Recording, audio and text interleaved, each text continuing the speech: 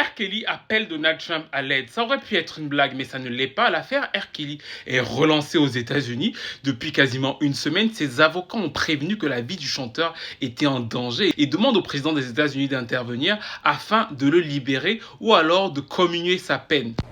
These are people who seek to kill Mr. Kelly rather than allow the corrupt criminal conduct of those who manufactured his convictions. Tout est parti du 10 juin. R. Kelly et ses avocats font ce jour-là une conférence de presse dans laquelle ils expliquent qu'ils ont démantelé un complot visant à éliminer le chanteur. L'un des gardiens faisant partie d'un gang aurait été payé pour faire en sorte que R. Kelly aille rejoindre Michael Jackson.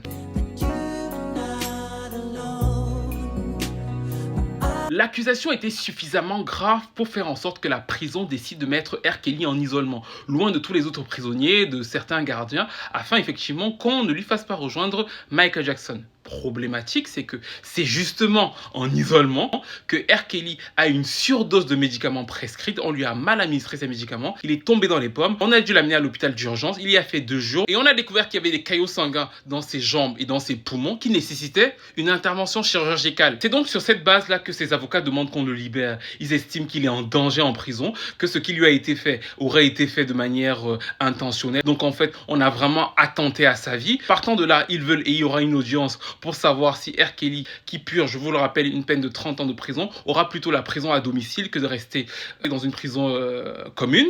Et le deuxième point, c'est qu'ils demandent aussi à Donald Trump de gracier sa peine parce que pour eux, il est victime de racisme. Son procès n'aurait pas été équitable. Le procureur en charge de l'affaire a qualifié ça de tentative de manipulateur en série. Il dit qu'il n'y a pas suffisamment de preuves pour dire que R. Kelly est victime d'un complot et qu'il devrait donc quitter la prison. Mais il va donc y avoir une audience avec les preuves des deux parties pour savoir s'il va rester en prison ou s'il sort de prison pour pouvoir assurer sa santé à domicile. Que pensez-vous de cette histoire? Est-ce que R. Kelly est vraiment victime d'un complot ou alors c'est R. Kelly qui organise un complot pour sortir un peu plus vite de prison? Et surtout, est-ce que vous pensez que Donald Trump peut vraiment le gracier?